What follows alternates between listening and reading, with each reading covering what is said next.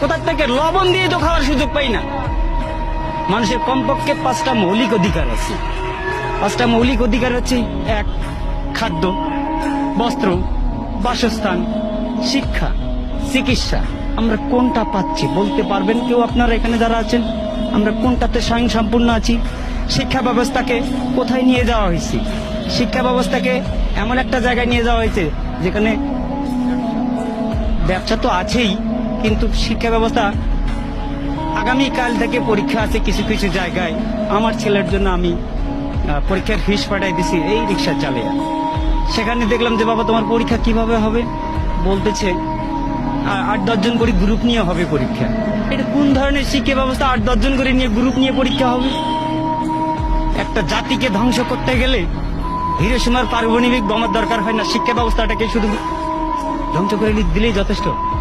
সেই ব্যবস্থাই